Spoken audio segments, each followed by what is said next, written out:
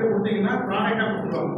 அந்த அளவுக்கு வந்து அவங்க தொழில்நுட்பம் இருக்குது. அந்த விஞ்ஞானிகள் வந்து இந்த கருத்தரங்கத்தை பேசுகிறாங்க. இந்த மாதிரி நம்ம தமிழ்நாட்டில் பார்த்தீங்கன்னா பெரிய குளம் தெரியும், தோட்டக்கலை ஆராய்ச்சி கல்லூரி, தோட்டக்கலை கல்லூரி மற்றும் ஆராய்ச்சி மூலம் பெரிய குளம் இருக்குது. டிஎன்இயோட ஒரு அங்கம், தமிழ்நாடு வேளாண்மை கழகத்தோட அங்கம். அந்த விஞ்ஞானிகள் வர்றாங்க. அவங்க வந்து EDIAன்னு ஒன்று இருக்குறாங்க. அவங்களும் வந்து விவசாயிகளுக்கு வந்து கைட் பண்ணுறாங்க. நீங்கள் வந்து அந்த ஒரு படம் இருக்குன்னா அந்த வேல்யூடேஷன் எப்படி மார்க்கெட் பண்ணுறவங்களையும் தமிழக அரசு கைட் பண்ணுறாங்க. அந்த விஞ்ஞானிகளும் வர்றாங்க. இந்த மாதிரி மதிப்பு கூட்டப்பட்ட பொருள்களை வந்து தமிழகம் முழுக்க வந்து நிறைய விவசாயிகள் பண்ணிட்டு இருக்காங்க. அவங்கெல்லாம் வந்து இந்த கருத்தரங்கத்தில் வந்து அவங்களுடைய ப்ராடக்டை வந்து டிஸ்பிளே பண்ணுறாங்க. அப்போ வந்து பொதுமக்கள் வந்தாங்கன்னா நஞ்சு இல்லாத உணவு, நாங்கள் சொல்கிற மாதிரி இந்த பழங்கள், அந்த ப்ராடக்ட்ல இருந்து வேல்யூடேஷன் ப்ராடக்ட் எல்லாமே வந்து நஞ்சு இல்லாத பொருளை பொதுமக்கள் சுவைக்கலாம்.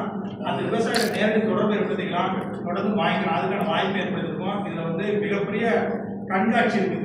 தென்னிந்திய பழங்கள் எல்லாத்தையும் கண்காட்சி பண்ணுறாங்க. இயற்கையில் வந்து விஷம் போட்டு விளைச்ச யாரையும் அனுமதிக்கல. இயற்கை முறையில் மாவோ கொய்யாவோ சம்பளமோ யார் விளைஞ்சோ அவங்கெல்லாம் வந்து ஸ்டால் போட போகிறாங்க. அதில் வேல்யூடேஷன் பண்ண விவசாயிகள் ஸ்டால் போடுறாங்க. அதனால் பொதுமக்கள் வந்தால் அந்த பொருட்களை வாங்கி சுவைக்கலாம், தொடர்ந்து வாங்கிக்கலாம். விவசாயிகள் வந்தாலும் அந்த அனுபவத்தை எடுத்துக்கலாம். இது எப்படி நம்மளும் பண்ணலாம் அப்படிங்கிறது. அதனால் பொதுமக்களும் விவசாயிகளும் சேர்ந்த கருத்தாக இருக்குது. அதனால் தமிழர்களுக்கு இந்த செய்தியை எடுத்து போய் மக்களை பொதுமக்களையும் விவசாயிகளும் வரவேற்று தாழ்வு கேட்டுக்கொள்கிறேன்.